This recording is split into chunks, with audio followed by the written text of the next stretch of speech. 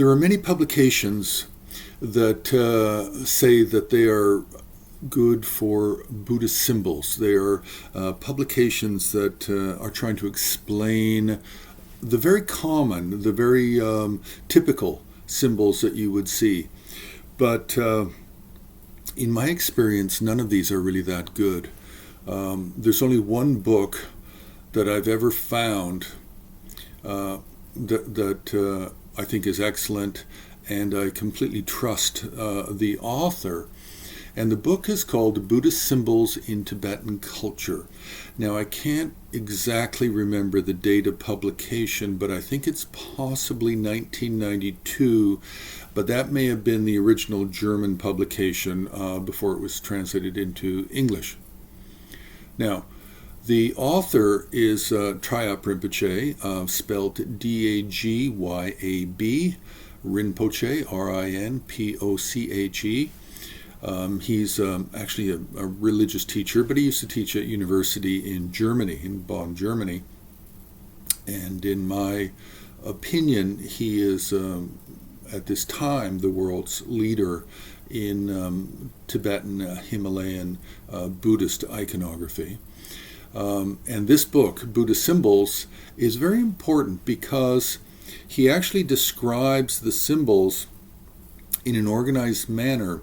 And these symbols are what we find in paintings and murals across the Himalayas, Tibet, Bhutan, Nepal, northern China, Mongolia, and southern Siberia. So these visual symbols are really kind of important because they're so common to find. And this is the book that explains their meaning. Now, I believe it's 9. He goes through 9 sets of well-known symbols. Now, the first set is the 8 symbols, the 8 auspicious symbols. Very famous, the 8 auspicious symbols.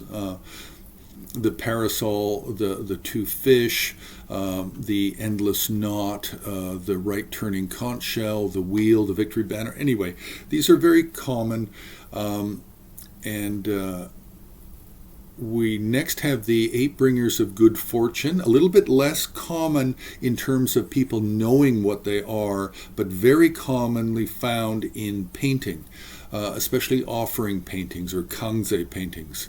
And they have things like the mirror, yogurt, various plants, type of grass, durva grass.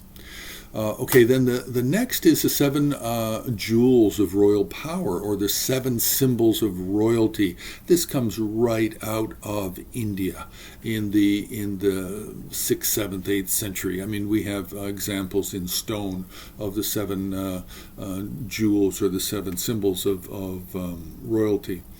And they are the precious wheel, precious jewel, precious queen, minister, elephant, horse, and the precious general. And these are also included in the Buddhist mandala offering that is recited sometimes on a daily basis. The next set are the 7 secondary jewels, which have to do with a sword, a good house, a garden, a seat, certain things that a human would want. If you can't be a king, then at least you want to be a human with comfort. You want to have a home, you want to have shoes, you want to have some form of defense, you want to have a garden around your house.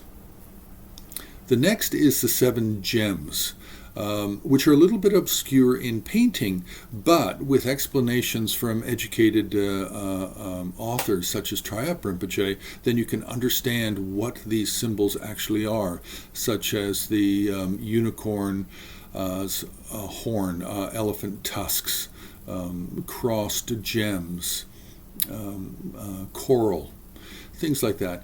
Then we have the 6 signs of long life, and this is very common in art, very often depicted, often as a mural even outside of temples at the entranceway, where we have the rock of long life, water of long life, the old man of long life, the antelope, birds, and sometimes this is situated just in front of a cave as well, but the cave I don't believe is mentioned as one of the 6 signs.